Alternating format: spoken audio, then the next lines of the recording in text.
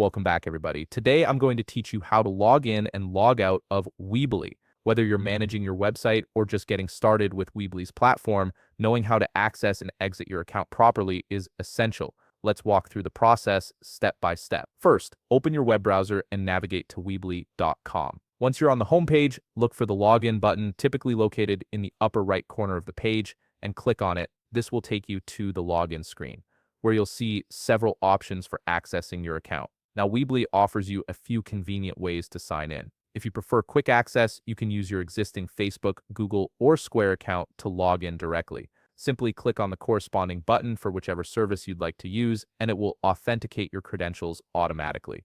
This saves time if you're already logged into those platforms. However, if you'd rather not use those options, you can log in the traditional way. Just type in your email address in the first field. Once you've entered your email, click the next button to proceed.